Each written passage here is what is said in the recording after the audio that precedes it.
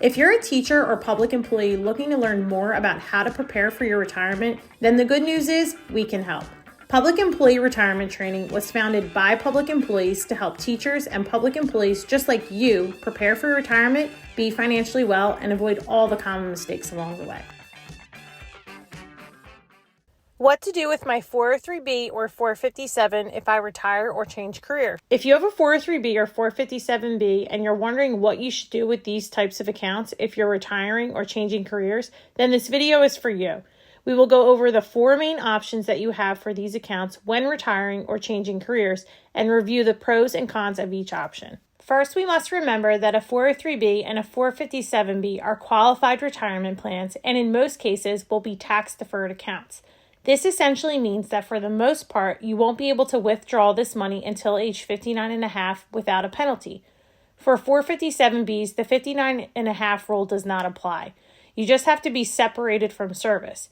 If you'd like to learn more about qualified retirement plans, be sure to check out the qualified plans playlist linked down below. Even when the 59 and a half rule does apply in the case of the 403B, there are a few exceptions to this rule. Also, since the money that you contributed to these types of accounts is usually tax deferred, this means that your withdrawals will be taxed in retirement at your ordinary income rate at the time you withdraw the funds. Let's get into and review option 1. Option number 1 would be to do nothing and leave the account with your previous employer. This is the easiest option as you won't have to do anything. However, employer plans are usually higher in fees than the individual retirement accounts, have limited investment options depending upon the provider, and since you will no longer be employed by the employer that sponsors that 403B or 457B, you will no longer be able to contribute to the account. Lastly, these employer plans are typically set up early in your career and are designed for accumulation. Well, if you're retiring, you're going to want the goal of that account to now be distribution. I mean, you contributed all those years to get that money back at some point and spend it in retirement, right? This is why it might be a good idea to make sure your account is now designed for your current goals and not what your goal was 20 or 30 years ago. Option 2 is that you can roll over your 403B or 457B to an IRA or an individual retirement account. This will allow you to have more control over your account, have a wider range of investment options, and design the account for whatever your goals are now. You will also likely save on account fees and expenses. If you continue to have earned income, you can contribute to your IRA after the rollover. Rollovers are just a matter of some paperwork, and since you aren't withdrawing the funds in the account, you're simply rolling them over to another account with the same tax qualification. There are no tax implications that come with a rollover. This is one of the most popular options. Option number 3 would be to cash out your 403B or 457B. This may seem nice to have a lump sum of cash, however, this option will incur the greatest amount of tax. Since these accounts are usually tax deferred, anything you withdraw from a 403B or 457B in a lump sum will be viewed as a taxable income.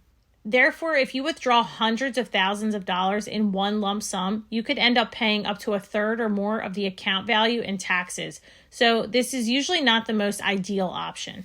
Lastly, option number 4 would be to move your 403B or 457B to a new employer plan if you're going to be at a job that offers a 403B, 457B, or a 401k.